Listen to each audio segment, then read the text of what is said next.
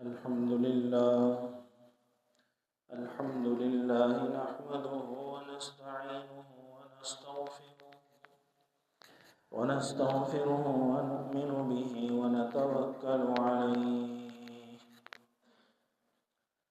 व नऊज़ु बिल्लाहि मिन शुरूरि अनफुसिना व मिन सय्यिआति अमालिना मन यहदिहिल्लाहु फला मुदिल्ल लहु व मन युद्लिल्हु फला हादिय लहु ونشهد أن لا إله إلا الله وحده لا شريك له ونشهد أن سيدنا ومولانا محمدا عبده ورسوله أرسله بالحق بشيرا ونذيرا وداعيا إلى الله بإذنه وسراجا منيرا أما بعد فأعوذ بالله من الشيطان الرجيم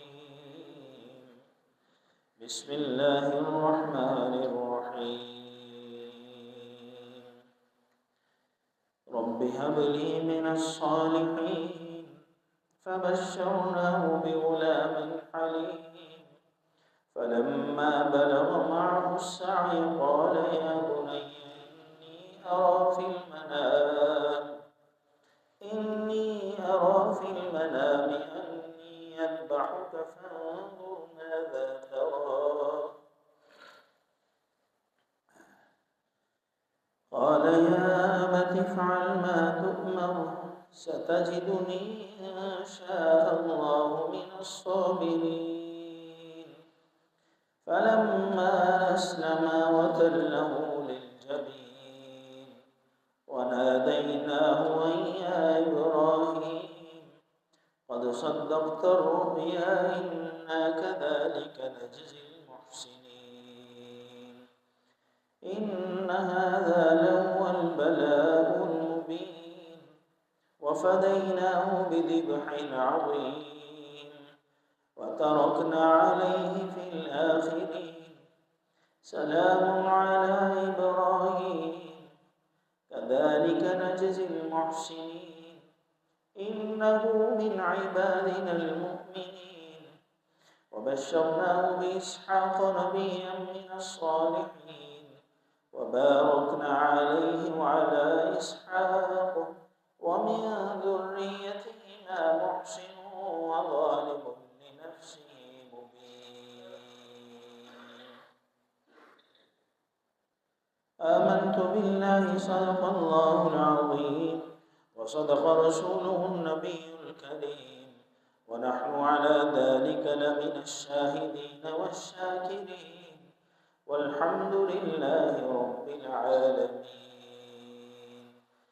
اللهم صل على سيدنا محمد وعلى آل سيدنا محمد وبارك وسلم اللهم صل على سيدنا محمد وعلى آل سيدنا محمد وبارك وسلم اللهم صل على سيدنا محمد وعلى آل سيدنا محمد وبارك وسلم اللہ تعالیٰ کا احسان اور فضل ہے کہ اللہ تعالیٰ نے مجھے اور آپ کو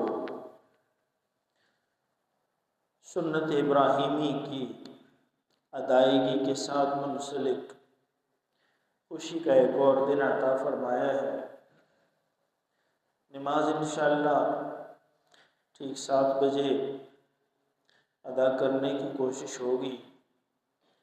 رسول اللہ صلی اللہ تعالیٰ علیہ وسلم کا طریقہ تو یہ تھا کہ حضور فجر کی نماز کو جب تشریف لاتے تو صحابہ اور حضور عید کی تیاری کر کے گھروں سے تشریف لاتے اور اشراق کی نماز کا جو وقت ہوتا ہے اشراق کا، اس کے بعد جلدی وقت میں عید کی نماز ادا فرماتے۔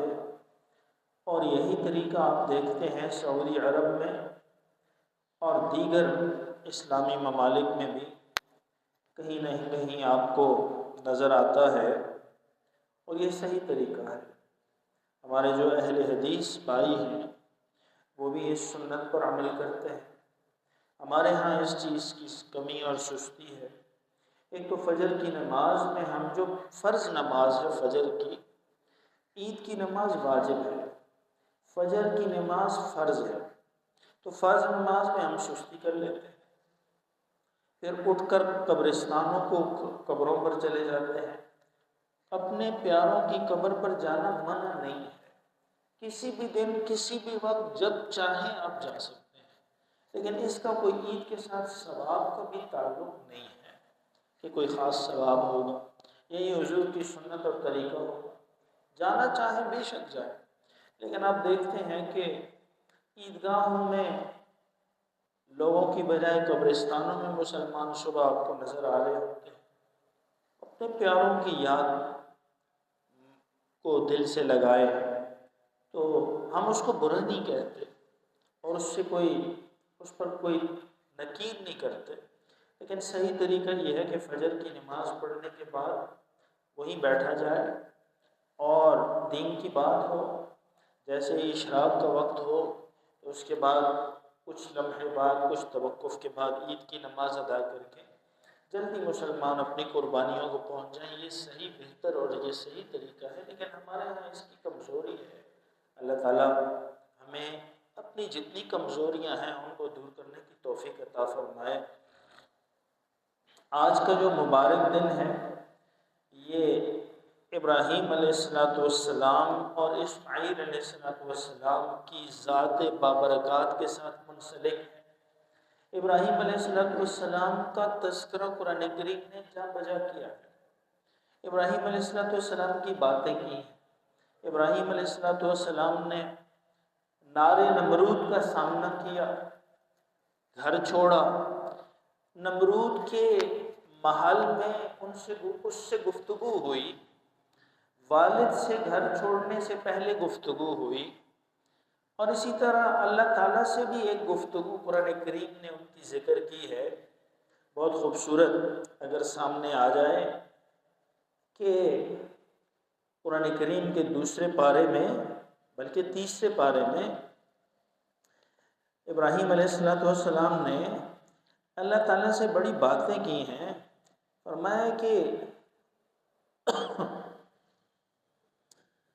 میں چاہتا ہوں، اذ قال ابراہیم نے کہا، ربی میرا رب تو وہ ہے، الذی وہ ذات ہے، یحیی و یمیت جو زندہ بھی کرتا ہے مارتا بھی ہے، یہ بھی ذکر کیا۔ اور ایک جگہ آگے جا کر قرآن کریم میں یہی سورہ بقرہ میں اللہ فرماتے ہیں ابراہیم علیہ السلام اللہ سے کہنے لگے، اس قالا، اس یاد کرو، ایک ترجمہ یہ ہے اور جب، اور ایک بامحاورہ ترجمہ یہ ہے اس، یاد کرو ابراہیم تم یاد کرو، ربی تم نے کہا اے میرے رب، ارنی میں دیکھنا چاہتا ہوں، کیف تحیی الموتى آپ مردوں کو زندہ کس طرح کرتے ہیں، میں دیکھنا چاہتا ہوں آپ مردوں کو زندہ کس طرح کر دیتے ہیں۔ تو قرآن کریم نے کہا کہ اللہ فرمانے میں نے کہا اولم تؤمن، تمہیں یقین نہیں ہے، تمہیں ایمان نہیں ہے کہ میں زندہ کرتا ہوں؟ فرمایا بلا اللہ بے شک مجھے اطمینان ہے، ولیکن لیطمئن قلبی، لیکن اطمینان قلب کے لیے میں دیکھنا چاہتا ہوں کہ آپ مردے کو زندہ کیسے کرتے ہیں۔ فرمایا قال ہم نے کہا فخذ پکڑ لے، رکھ لے، پال لے، اربعۃ من الطیر 4 پرندوں میں سے، فصرہن الیک ان کو اپنے ساتھ عادی کر دے، ثم اجعل علی کل جبل پھر ان کے بدن کے ٹکڑے کر کے مکس کر کے سامنے تیرے جو پہاڑ ہیں ان پر رکھ دے، جزءاً ان کے جز، ثم ادعہن پھر تو ان کو بلا، یأتینک سعیا یہ جتنے تو نے پہاڑ پر مختلف ٹکڑے رکھے ہوں گے 4 پرندوں کے، یہ سب کے سب اپنی اپنی شکل میں تیرے پاس دوڑتے ہوئے آئیں گے۔ ابراہیم علیہ السلام نے یہ بات بھی کی اللہ تعالیٰ سے، اس لیے مفسرین نے لکھا ہے اس لیے کہ نمرود اور کافر جو اس وقت کے تھے بڑے، وہ یہ کہہ سکتے تھے کہ ابراہیم تم کہتے ہو کہ اللہ زندہ بھی کرتا ہے مارتا بھی ہے، تم نے دیکھا ہے، خود دیکھا ہے؟ تو اس لیے اللہ تعالیٰ نے ان کو دکھایا، اور تفسیروں نے لکھا ہے ایک گدھ رکھا، ایک مور رکھا، ایک مرغ رکھا، ایک کبوتر رکھا، اور پھر صوفیہ پھر اس کی تحقیق میں جاتے ہیں کہ کبوتر کو اپنی اڑان کا بڑا ناز ہوتا ہے، مرتبے کا، اور مرغ میں شہوت زیادہ ہوتی ہے، اور مور کو اپنے حسن پر بڑا ناز ہوتا ہے، اور گدھ بڑا حریص اور لالچی ہوتا ہے۔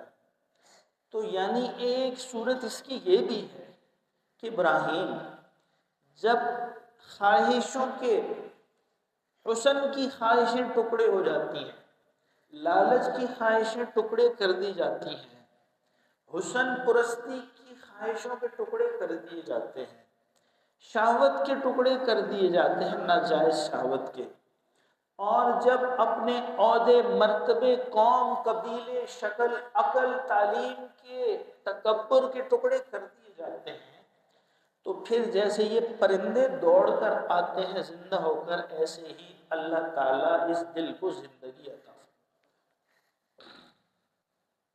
تو یہ ابراہیم علیہ السلام نے یہ بھی، اور اس سے ایک اور بات بھی ضمن میں عرض کر دوں، رسول اللہ صلی اللہ تعالیٰ علیہ وسلم، آپ کا اور میرا ایمان ہے، سب جانتے ہیں کہ معراج کے سفر پر تشریف لے گئے، پہلے اسراء کا سفر کیا اور پھر معراج کا سفر کیا۔ اسراء کے سفر کو قرآن کریم نے 15ویں سپارے میں بیان کیا۔ مسجد الحرام سے مسجد اقصی تک کا زمینی برق رفتار سفر جو کیا وہ اسراء کہلاتا ہے، اور مسجد اقصی سے پھر سدرۃ المنتہا عرش معلیٰ کا جو سفر کیا وہ معراج کہلاتا ہے۔ ایک کا ثبوت قرآن کریم سے ہے، ایک کا ثبوت فرمان رسول کریم صلی اللہ تعالیٰ علیہ وسلم سے ہے۔ تو یہ سفر بھی اللہ تعالیٰ نے معراج کا کیوں کروایا؟ حضور پاک علیہ السلام فرماتے تھے آسمان 7 ہیں۔ کوئی پوچھ سکتا تھا کہ آپ نے دیکھے ہیں 7؟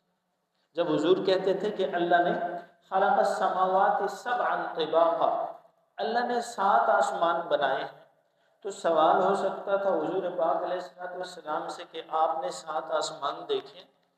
حضور بتاتے ہیں کہ فرشتے ہیں۔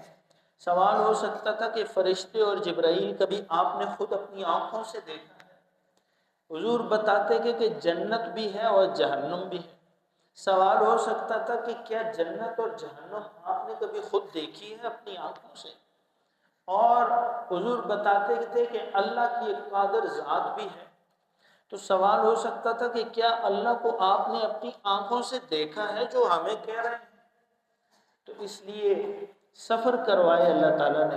حضور نے 7 آسمان دیکھے، اللہ کو دیکھا، فرشتوں اور فرشتوں کے سردار جبرائیل کو دیکھا، جنت اور جہنم کو دیکھا، سارے معاملات کو دیکھا۔ ایک سوال ہو سکتا ہے، آج کے ملحد، ایتھیسٹ، منکرین اسلام یہ اعتراض کر سکتے ہیں، مجھ پر بھی آپ پر بھی، کیا تم نے رسول اللہ کو اپنی آنکھوں سے دیکھا؟ کیا تم نے قرآن کو اترتے دیکھا؟ تو میرے پاس دلیل ہے، میں نے نہیں دیکھا، لیکن ابو بکر صدیق رضی اللہ تعالیٰ عنہ نے حضور کو اپنی آنکھوں سے دیکھا، عمر فاروق رضی اللہ تعالیٰ عنہ کو اپنی آنکھوں سے دیکھا، قرآن کریم کی آیتوں کو اترتا اپنی آنکھوں سے دیکھا، حضور کو چلتے پھرتے اپنی آنکھوں سے دیکھا۔ اسی لیے ہمارا اعتماد ابو بکر، عمر، عثمان، علی، طلحہ، معاویہ، صحابہ پر ہے۔ اگر آپ صحابہ کو بیچ میں سے نکال دیں گے، سارے کا سارا اسلام نیچے گر جائے گا، اسلام کی کوئی ایک رمق باقی نہیں رہے گی۔ اور اسی لیے ایک اور بات عرض کر دوں، آپ کے آنے کی برکت سے اللہ تعالیٰ نے ذہن میں ڈال دی ہے کہ سوال ہو سکتا ہے کہ ابو بکر اور عمر دنیا میں تو چلیں، آپ کہتے ہیں اچھے تھے، نیک تھے، لیکن آپ بھی جانتے ہیں کہ ابو بکر اور عمر کو برا بھلا کہنے والے لوگ بھی ہیں۔ سوال ہو سکتا ہے کہ ابو بکر اور عمر کہاں پر ہے، جنت میں ہے یا نہیں، جنت گئے یا نہیں، سوال ہو سکتا تھا۔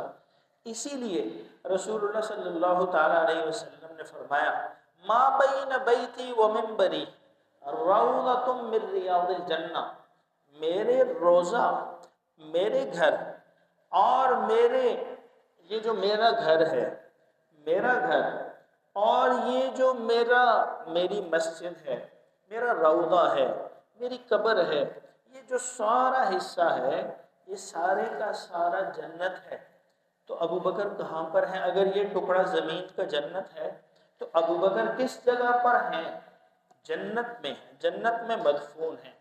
عمر کہاں پر ہیں؟ حضور کے ساتھ جنت میں ہیں۔ تو اس لیے میں عرض کر رہا ہوں کہ ابراہیم علیہ السلام نے بڑی خوبصورت باتیں ارشاد فرمائی، اللہ تعالیٰ سے بات کی، رب ارنی کیف تحیی الموتى، یا اللہ ہمیں آپ دکھائیں تو سے کہ آپ مردوں کو کیسے زندہ کر دیتے ہیں۔ یہ ساری باتیں قرآن کریم نے جگہ جگہ ذکر کی ہیں۔ موضوع میرا یہ ہے کہ قرآن کریم نے جہاں ان کی دعا کا ذکر کیا اور قربانی کے ساتھ منسلک جو واقعات ہیں، آیات ہیں، وہ میں نے تلاوت کی ہیں۔ ابراہیم علیہ السلام کی دو مشہور اور صحیح روایتوں کے مطابق 86 سال یا 90 سال، 90 اور 86 میں سے بھی ہمارے علماء 86 سال کو زیادہ لیتے ہیں۔ 86 سال عمر ہے ابراہیم علیہ السلام کی، اور حضرت دعا فرما رہے ہیں۔ قرآن کریم نے دعا ذکر کی ہے، رب حبلی من الصالحین، اے اللہ مجھے نیک لڑکا عطا فرما، مجھے صالح بچہ عطا فرما، مجھے نیکوکار نور چشم عطا فرما، مجھے حکمت، بلوغت اور تدبر والا وارث عطا فرما۔ اس لیے کہ حضرت کے ہاں 86 سال کی عمر میں بھی اولاد نرینہ نہیں تھی۔ اور آپ اسی طرح زکریا علیہ السلام کا واقعہ دیکھیں، یہ واقعات قرآن پاک میں اللہ تعالیٰ کیوں لاتے ہیں؟ 86 سال کی عمر میں ہڈیوں کا گودا سوکھ جاتا ہے اور دنیاوی ترتیب کے تحت اولاد کا ہونا ناممکنات میں سے ہو جاتا ہے۔ لیکن اللہ انبیاء کے واقعات بیان کر کے بتا رہے ہیں کہ جیسے زکریا علیہ السلام نے کہا کہ میں کبھی بھی اللہ سے مانگ کر کبھی مایوس نہیں ہوا، میں جب بھی اللہ سے میں نے مانگا ہے، میں کبھی اللہ سے مانگ کے بدعائے ربی شقیہ، کبھی اللہ سے میں مایوس نہیں ہوا، خالی نہیں لوٹایا اللہ تعالیٰ نے۔ 86 سال کی عمر میں بیٹا مانگا، اللہ تعالیٰ نے دعا قبول کرنے کا حکم فرما دیا۔ میں اکثر عرض کرتا ہوں اللہ کے ہاں دو نظام ہیں، پوری کائنات میں اللہ کے ہاں دو نظام، دو بٹن ہیں اللہ کے ہاں، دو نظام ہیں۔ ایک نظام کو کہتے ہیں کن، ایک نظام کو کہتے ہیں فیکون۔ اللہ کا ارادہ ہی کن ہے، جیسے ہی اللہ کا ارادہ حکم ہوتا ہے تو وہ فیکون ہو جاتا، یہ دونوں آپس میں لازم ملزوم۔ قرآن کریم نے کہا کہ رب حبلی من الصالحین، اے اللہ مجھے نیک صالح بیٹا عطا فرما، فبشرناہ بغلام حلیم، پس ہم نے حضرت کی 86 سال کی آوزاری کو قبول کرتے ہوئے حضرت کو ایک حلیم الطبع بیٹے کی خوشخبری سنائی۔ حلیم الطبع بیٹا، حلم و تدبر والا بیٹا، عقل و سمجھ والا بیٹا، دانش و فراست والا بیٹا۔ فرمایا فلما بلغ معہ السعی، پھر وہ جب اس کے ہمراہ دوڑنے پھرنے لگا۔ صحیح روایات بہت ساری ہیں لیکن جو ہم لیتے ہیں، ابراہیم علیہ السلام کے نور نظر کی عمر 13 سال ہو گئی، اسماعیل علیہ السلام کی جب بھاگ دوڑ کرنے لگے، 13 سال، 12 سال، 10 سال کے بچے کی عمر بڑی خوبصورت اور محبت بھری ہوتی ہے۔ وہ آپ کے چھوٹے چھوٹے کام سارے عقل اور تدبر سے کر سکتا ہے، آپ کے ساتھ بھاگ دوڑ کر سکتا ہے، آپ کے ساتھ آنا جانا چلنا نکلنا پھرنا دوڑنا کر سکتا ہے۔ اور میں جب اس عمر کو پہنچا تو ہم نے کہا ابراہیم کے دل میں وحی کے طور پر وحی ڈالی، لیکن خواب کے ذریعے امتحان بتا دیا کالا۔ تو ابراہیم علیہ السلام نے کہا یا بنیا، اے میرے نور نظر، انی ارا فی المنام، میں نے خواب دیکھا ہے، انی اذبحک، میں تجھے ذبح کر رہا ہوں۔ یاد رکھیں نبی کا خواب وحی کے درجے کا ہوتا ہے، اور میرا اور آپ کا خواب اس کی کوئی حیثیت، میرے اور آپ کے خواب کی حیثیت کوئی نہیں ہے۔ اس لیے پہلے بھی کئی دفعہ عرض کر چکا ہوں، جب بھی آپ خواب دیکھیں، برا ہو یا اچھا ہو، کسی سے بھی ذکر نہ کیا کریں، تعبیریں نہ پوچھا کریں، لوگوں کو نہ بتایا کریں۔ برا ہوگا تب بھی اگر آپ نے اس کا ذکر نہیں کیا تو اس کی کوئی برائی آپ کو نہیں پہنچے گی، کوئی نقصان نہیں ہوگا۔ جب تک زبان کے اندر آپ نے اس کو 32 دانتوں کے اندر رکھا ہے، تب تک وہ خواب آپ کے قبضے میں ہے۔ حضور پاک علیہ السلام کے فرامین اور صحابہ بتاتے ہیں کہ جیسے ہی اگر آپ نے خواب بیان کر دیا تو وہ ہاتھوں سے نکلے ہوئے اڑے ہوئے پرندے کی طرح ہوتا ہے، جیسے پرندہ ہاتھ سے اڑ جائے تو واپس نہیں آتا۔ تو فرمایا کہ خواب دیکھا، اور خواب بھی عجیب، کیسا خواب دکھایا۔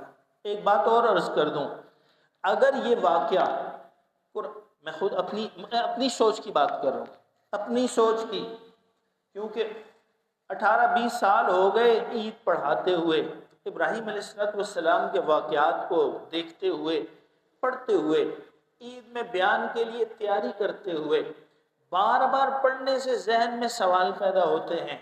اپنی بات عرض کر رہا ہوں کہ اگر یہ واقعہ قرآن پاک میں نہ ہوتا تو دنیا کا کوئی انسان اس واقعے کو سچ نہ مانتا۔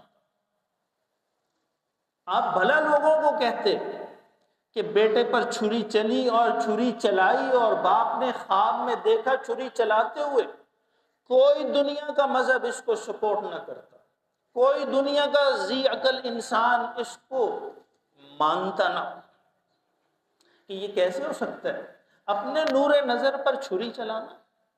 یہ کون سی شریعت، کون سا دین، کون سا مذہب، کون سی تہذیب، کون سا اخلاق اس کی اجازت دیتا ہے؟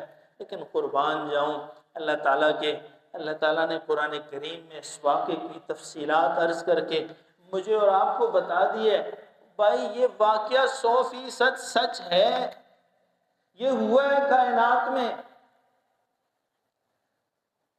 میں نے اس دن بھی فجر کی نماز میں 9 ذی الحجہ کی کل جب شروع ہوئی تکبیرات تشریق، تو میں نے عرض کیا کہ جب ابراہیم علیہ السلام اپنے بیٹے کو اسماعیل کو مینا کی وادی میں اس تنگ گھاٹی میں لے گئے ذبح کرنے، اور آج بھی آپ اس سائڈ سے مینا آئیں جہاں سے آپ کنکریاں مار کر باہر نکلتے ہیں، اس طرف سے اگر آپ الٹ آئیں تو بائیں ہاتھ پر چھوٹے سے مینار کی صورت میں وہ جگہ مقام موجود ہے جہاں ابراہیم علیہ السلام اور اسماعیل علیہ السلام کی قربانی کا واقعہ ہوا۔ وہاں آپ کو نشانی نظر آتی ہے، وہاں باپ بیٹا آئے اور یہ واقعہ رونما ہوا۔ تو میں یہ عرض کر رہا ہوں کہ جب یہ واقعہ رونما ہوا تو اللہ تعالیٰ نے کائنات کے سارے فرشتوں بشمول جبرائیل علیہ السلام کے سب کا رخ مینا کی طرف کر دیا، اور سب نے اپنی آنکھوں سے دیکھا کہ اللہ کیسے خلیل ہیں، کہ 13 سال کا بیٹا ہے اور تقریباً 100 سال کے بوڑھے ابراہیم خلیل اللہ ہیں، اور چھری پکڑ کر چلا چکے ہیں اپنے بیٹے کی گردن پر۔ بے اختیار باواز بلند فرشتوں کی زبانوں سے نکلا، اللہ اکبر اللہ اکبر۔ کیا ہو گیا؟ بھلا یہ ہو سکتا تھا؟ قرآن کریم نے کہا ہاں، ہمارے بندوں میں ایسے بندے بھی ہیں کہ جنہوں نے اپنی خواب کو سچ کر دکھایا۔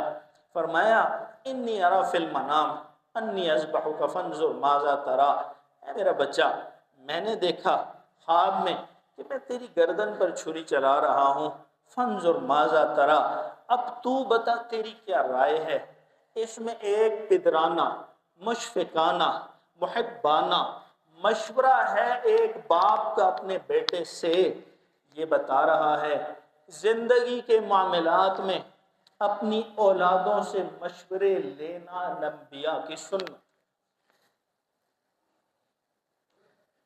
بیٹی کی شادی کر دی بغیر پوچھے، میری عزت ہے، میری غیرت ہے، یہ میری قوم کا نہیں ہے جہاں تو کرنا چاہتی ہے، میں اپنی قوم میں دوں گا، چاہے وہ میٹرک پاس بھی نہ ہو اور تو نے ایم فل کیا ہے، میں نے تجھے پڑھایا یونیورسٹی۔ ساری باتیں آپ سمجھتے ہیں، میں نے اشارہ کیا ہے۔ میں یہ عرض کر رہا ہوں کہ ابراہیم علیہ السلام اپنے بیٹے سے مشورہ پوچھ رہے ہیں، تیری کیا رائے ہے؟ اللہ کے حکم پر بھی مشورہ کر رہے ہیں اپنے بیٹے سے۔ اور سبحان اللہ، بیٹا بھی کوئی ہم جیسا بیٹا نہیں جو والدین کو تیوریاں چڑھائے، جو والدین کے ساتھ برا سلوک کرے، جو والدین کو آرگو کرے، جو والدین کو یہ کہے کہ ابا تجھے نہیں پتا، تو پرانے زمانے کا آدمی ہے، میں ڈیجیٹل زی جنریشن کا آدمی ہوں، مجھے پتا ہے۔ ایسا بیٹا نہیں ہے، میرے اور آپ کی طرح کا بیٹا نہیں ہے جس کی اتنی بڑی زبان ہو ماں اور باپ کے آگے۔ باہر تو اخلاق، لوگوں سے محبت، لوگوں سے دوستیاں، سلوک، اور گھر میں ماں باپ کے ساتھ ذلت اور حقارت اور رسوائی اور دھکے۔ اللہ تعالیٰ حفاظت فرمائے، میرے دونوں زندہ ہیں، اللہ تعالیٰ خدمت کی توفیق عطا فرمائے، جس کے زندہ ہیں اللہ تعالیٰ ان کی دعائیں لینے کی توفیق عطا فرمائے۔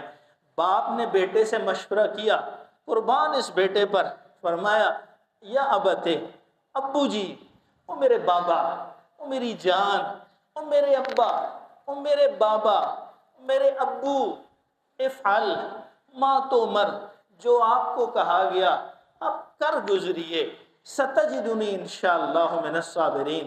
بڑی بات نہیں کی بیٹے نے کہ جی آپ کو نار نمرود کی آگ میں جب پھینکا گیا تھا تو آپ کو بھی بچت ہو گئی، آپ کو اللہ نے بچا لیا، میں بڑے باپ کا بیٹا ہوں، آپ کا بیٹا ہوں تو میں بھی بچ جاؤں گا، چھری چلے گی تو اللہ خیر کرے گا۔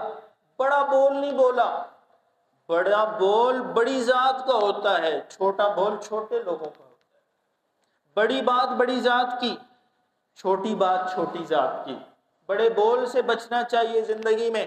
اسماعیل علیہ السلام بتا رہے ہیں ستجدنی انشاءاللہ من الصابرین، ابا جی اگر اللہ کی مرضی ہوئی نا، اللہ نے چاہا، اللہ کی مدد ہوئی، اللہ کی رحمت اتری تو یہ بیٹا چھری چلتے ہوئے بھی آپ کو صبر کرتا نظر۔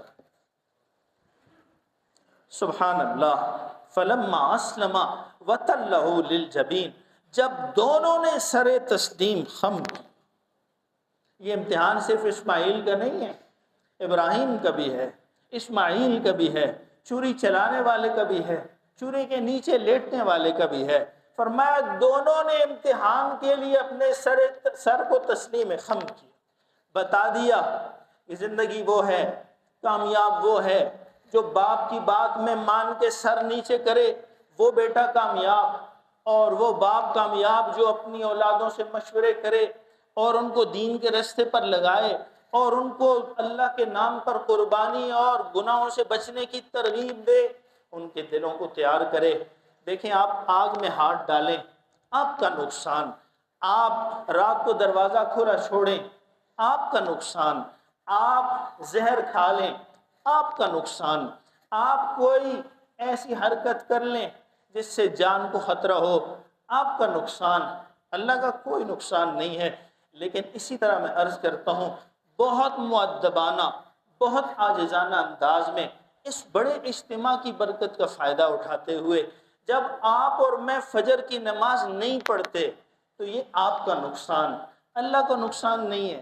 جب ہم جھوٹ بولتے ہیں یہ آپ کا نقصان، جب ہم بددیانتی کرتے ہیں یہ آپ کا نقصان، جب ہم سود پر اپنے کام کو چلاتے ہیں یہ آپ کا نقصان، جب ہم کاروبار کو غلط طریقوں پر کرتے ہیں یہ آپ کا نقصان۔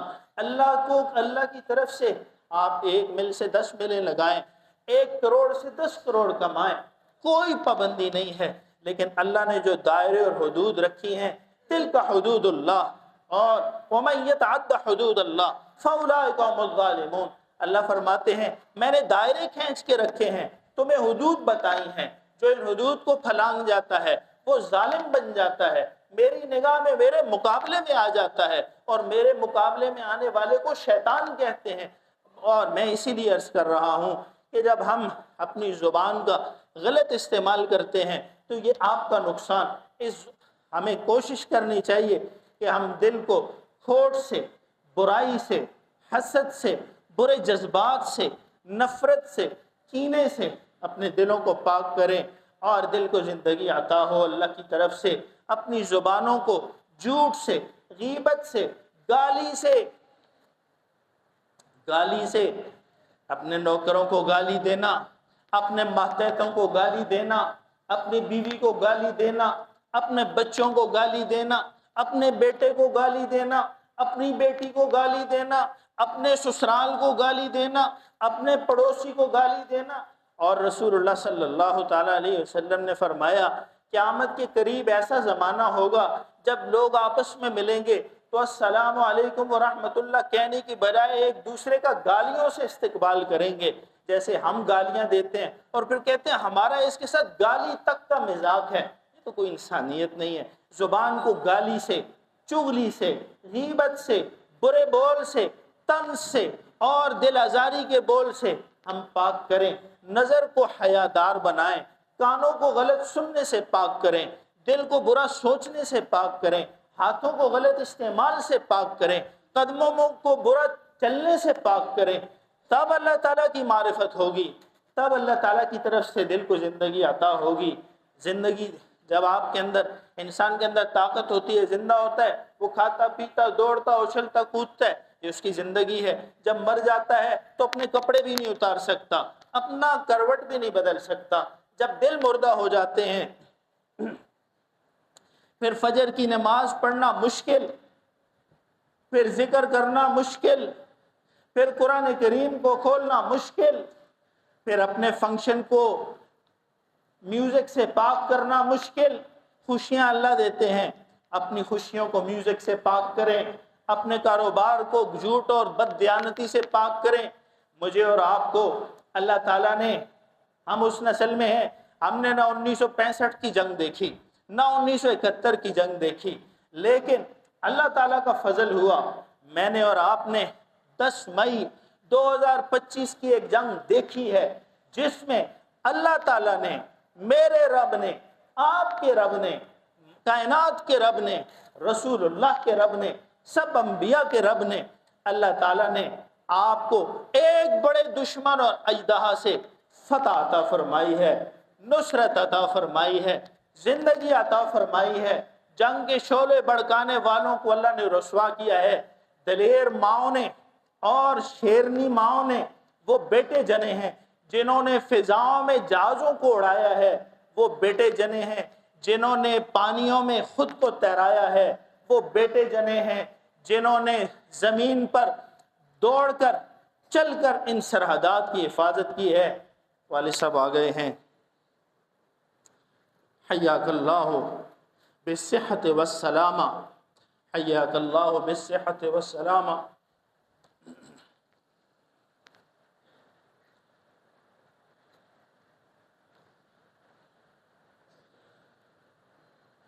ہماری عید ہو گئی۔ مجھے کل خطیب ہزارہ مولانا شفیق الرحمان صاحب کے بیٹے ملے، مجھے کہنے لگے، میں نے انہیں ڈسٹرکٹ خطیب بننے کی دوبارہ مبارک دی، مجھے کہنے لگے ڈسٹرکٹ خطیب بننے کی خوشی کا کوئی فائدہ نہیں ہے، دیکھنے والا باپ نہیں۔ مجھے کہا تمہارا باپ زندہ ہے تو میں مبارک ہو عید، مجھے کیا؟ تو جن کے باپ زندہ ہیں، جن کی مائیں زندہ ہیں، ان کی عید ہے، ان کی خوشیاں ہیں۔ جن کے چلے گئے اللہ ان کی مغفرت فرمائے۔ میں یہ عرض کر رہا ہوں کہ اللہ تعالیٰ نے میرے اور آپ کے ڈوبتے ملک کو دوبارہ اٹھایا ہے اپنے فضل و کرم سے، طاقت اور قوت دی ہے اور رونق دی ہے۔ وہ پاکستان جو جوتوں کی نوک پر رکھتے تھے دنیا میں، آج اس ملک کا نام اللہ تعالیٰ نے چمکا دیا ہے۔ میرا اور آپ کا فرض ہے میں پہلے بھی کہہ چکا ہوں، جمعوں میں بھی کہا ہے، آج کے اس بابرکت اجتماع کی وساطت سے بھی یہ کہوں گا کہ اپنے دلوں کو فوج کی دشمنی سے صاف کریں، اپنے دلوں کو حکومت کی دشمنیوں سے دور کریں، اپنے دلوں کو اس دھرتی پاک صاف دھرتی کی محبت سے معمور کریں۔ کہتے تھے فوج کھا گئی، میں عرض کرتا ہوتا ہوں فوج کھا نہیں گئی، تھوڑا بچا کے رکھا ہوا تھا، اللہ نے اس کے ذریعے آپ کو فتح عطا فرمائی۔ ایئر فورس کے ذریعے فتح ہوئی، فوج کے ذریعے فتح ہوئی، نیوی کے ذریعے اللہ تعالیٰ نے نصرت اور مدد فرمائی، دوبارہ ملک کو اٹھایا ہے۔ آئے ہم وعدہ کریں، اللہ تعالیٰ سے وعدہ کریں، آج کے بعد فجر کی نماز قضا نہیں ہوگی، آج کے بعد زبان پر جھوٹ نہیں ہوگا، آج کے بعد غیبت نہیں ہوگی، آج کے بعد سودے میں بددیانتی نہیں ہوگی، آج کے بعد کوئی دھوکہ فریب نہیں چلے گا اس دھرتی پر، آج کے بعد رشوت کا مال میرے گھر میں نہیں آئے گا، آج کے بعد کسی کا مجھ سے دل نہیں دکھے گا، آج کے بعد مجھ سے زیادتی نہیں ہوگی، آج کے بعد میں اللہ کا نیک بندہ بن کر اس دھرتی کو اپنے گناہوں سے پاک کرنے کی کوشش کروں گا۔ تب آپ کو اللہ تعالیٰ عید کی حقیقی خوشی عطا فرمائیں گے۔ اور ذکر، رسول اللہ صلی اللہ تعالیٰ علیہ وسلم نے فرمایا، ذکر کرنے والے دل کی مثال زندہ کی ہے، ذکر نہ کرنے والے دل کی مثال مردہ کی ہے۔ آئیں ذکر سے اپنے دلوں کو زندہ کیا کریں، زندگی کا معمول بنا لیں، روزانہ کچھ لمحات ذکر اللہ میں گزارا کریں۔ سب سے آسان ذکر رسول اللہ صلی اللہ تعالیٰ علیہ وسلم نے فرمایا، جو روزانہ 100 مرتبہ یا دوسری روایت میں کثرت سے لا الہ الا اللہ، لا الہ الا اللہ، لا الہ الا اللہ، لا الہ الا اللہ کہتا ہے، قیامت کے دن اس کے چہرے کو اللہ تعالیٰ 14ویں کے چاند کی طرح روشنی عطا فرمائیں گے، اس کے دل کو زندگی عطا فرمائیں گے، اس کے دل کو مردہ ہونے سے اللہ تعالیٰ محفوظ فرمائیں گے۔ اور اسی طرح آپ میں سے کون ہے وہ خوش نصیب مسلمان جو رسول اللہ صلی اللہ تعالیٰ علیہ وسلم کا قیامت کے دن جنت میں پڑوس چاہتا ہو؟ وہ ہاتھ کھڑا کرے۔ ہم سب چاہتے ہیں، حضور کا پڑوس سب کو چاہیے۔ رسول اللہ صلی اللہ تعالیٰ علیہ وسلم نے فرمایا، جو مجھ پر کثرت سے درود بھیجتا ہے میں اس کے لیے دعا بھی کرتا ہوں، اس کے لیے استغفار بھی کرتا ہوں، اور قیامت کے دن اللہ تعالیٰ کے لیے اس کو اپنا پڑوسی ہونے کی سفارش کا ٹکٹ بھی عطا کرتا ہوں۔ مختصر درود ہے، صلی اللہ علی النبی الامی، صلی اللہ علی النبی الامی، صلی اللہ علی النبی الامی۔ 300 مرتبہ آپ پڑھیں گے، 15 منٹ بھی نہیں لگیں گے۔ 6 لاکھ کا آئی فون، 5 لاکھ کا آئی فون، 4 لاکھ کا فون، اللہ آپ کو توفیق دے، رکھیں، کوئی پابندی نہیں ہے۔ میں پابندی کی بات نہیں کر رہا، نہ طنز کر رہا ہوں، جس کو اللہ توفیق دے رکھے، لیکن 100 روپے کی تسبیح بھی جیب میں رکھ لیں، 200 کی تسبیح بھی رکھ لیں، جب موقع ملے لا الہ الا اللہ، صلی اللہ علی النبی الامی، استغفر اللہ، استغفر اللہ۔ آپ کے دل کو اللہ زندگی عطا فرمائیں گے، زندگی بنے گی۔ پیسہ کچھ بھی نہیں ہے، ہم اللہ کے محتاج ہیں۔ اللہ خوش ہو، اللہ راضی ہو، اللہ کی رحمت ساتھ ہو تو دل خوشیوں سے بھر جاتے ہیں۔ ملکوں کے مسئلے اللہ حل کرتے ہیں، گھروں کی پریشانیاں اللہ دور کرتے ہیں، کاروبار کی مصیبت کو اللہ دور کرتے ہیں، بدن کی بیماری کو اللہ شفا میں بدلتے ہیں، اور دلوں کی حاجتوں کو اللہ پورا کرتے ہیں۔ اللہ کو ساتھ لے لیں گے تو دنیا بھی آپ کی بنے گی، آخرت بھی بنے گی۔ یہی ابراہیمی سبق ہے۔ فرمایا فلما اسلم وتلہ للجبین، جب دونوں باپ بیٹے نے صرف خواب کی بنیاد پر، باپ نے اپنے نور نظر کو 100 سال کی عمر کے قریب اس کی گردن پر چھری رکھی، فرمایا ہم نے آواز لگائی، ونادیناہ ان یا ابراہیم، او ابراہیم قد صدقت الرؤیا، شاباش تجھے، تو نے اپنا خواب سچ کر دیا۔ فرمایا انا کذالک نجزی المحسنین، بے شک نیکوکاروں کو ہم ایسے ہی بدلے دیے کرتے ہیں۔ کیسے بدلے؟ آج 2025 میں بھی مسلمان، لاکھوں مسلمان، کروڑوں مسلمان سنت ابراہیمی پر عمل کرتے ہوئے ابراہیم اور اسماعیل کی یاد کو تازہ کریں گے۔ اللہ تعالیٰ مجھے اور آپ کو ساتھ، اللہ نے فرمایا قد صدقت الرؤیا انا کذالک نجزی المحسنین ان ھذا لہو البلاء المبین۔ سننے والوں تم نے سن لیا، سنانے والے نے سنا دیا، لیکن یہ کوئی معمولی واقعہ نہیں ہے۔ بیٹے کی گردن پر چھری چلانا یہ کوئی آسان کام نہیں ہے. ان ھذا لہو البلاء المبین، بے شک یہ سری آزمائش ہے. وفدیناہ بذبح عظیم، ہم نے ایک بڑا ذبیحہ اس کے عوض اتارا. وترکنا علیہ فی الآخرین، اور ہم نے پیچھے آنے والوں میں یہ بات رہنے کے لیے دے دی کہ قیامت تک سنت چلے گی. سلام علی ابراہیم، ابراہیم تجھے سلام ہے، قرآن کا سلام. سلام علی ابراہیم، ابراہیم تجھ پر سلامتی ہے، تجھے سلام ہے. مجھے اور آپ کو اللہ تعالیٰ سنت ابراہیمی پر عمل کرنے کی توفیق عطا فرمائے. اپنی خواہشوں کو بھی قربانی کے ساتھ قربان کرنے کی توفیق عطا فرمائے. برے جذبوں کو بھی قربان کرنے کی توفیق عطا فرمائے. اس کے ساتھ کئی ضروری باتیں ہیں. کھال کے مسئلے آپ کو پتہ ہیں اور میں عرض کرتا رہتا ہوں، نہیں پتہ تو ہم حاضر ہیں، پوچھ سکتے ہیں. گوشت کی تقسیم کی آپ کو پتہ ہے، بہت ضروری بات، حد درجہ ضروری بات. اپنی قربانی کو ضائع نہ کرے، ان کی آلائشوں کو گندگی کے مقررہ مقامات سے علاوہ اور خون سڑکوں پر بہا کر مسلمانوں کو اذیت دے کر جہاں واسا نے اور حکومت نے کہا ہے وہاں آلائشیں پہنچائیں. آگے ان کا نظام ہے. نظافت و صفائی کا خیال رکھیں. مجھے اور آپ کو اللہ تعالیٰ قربانی کرنے کی صحیح روح کے ساتھ توفیق عطا فرمائیں. میرے اور آپ کی قربانیوں کو اللہ تعالیٰ قبول اور منظور فرمائیں، اور مجھے اور آپ کو اللہ تعالیٰ اپنی دھرتی کو پاک اور صاف رکھنے کرنے کی بھی توفیق عطا فرمائیں. وقت مکمل ہو چکا ہے، چندہ ہو رہا ہے. نماز کا بہت آسان طریقہ ہے. عرصے بعد یہ نماز آتی ہے تو اس لیے بعض اوقات ذہن سے بات رہ جاتی ہے. آسان ہے. اس میں 2 رکعت نماز ہوتی ہے، 6 تکبیریں زائد ہوتی ہیں. 6 تکبیریں، پہلی رکعت میں 3 تکبیریں اور 3 تکبیریں دوسری رکعت میں. پہلی رکعت میں امام کہتا ہے اللہ اکبر تو ہاتھ باندھ لیتا ہے، اور ثنا کے بعد اور سورہ فاتحہ سے پہلے اللہ اکبر کہہ کر ہاتھ کھولتا ہے، پھر اللہ اکبر کہہ کر ہاتھ کھلے چھوڑتا ہے، پھر تیسری مرتبہ کہہ کر ہاتھ باندھ دیتا ہے. یہ ایک رکعت ہو گئی. اور دوسری جو رکعت ہے اس میں رکوع میں جانے سے پہلے اللہ اکبر اللہ اکبر اللہ اکبر 3 مرتبہ کہتا ہے، اور چوتھی مرتبہ تکبیر کہہ کر رکوع میں چلا جاتا ہے.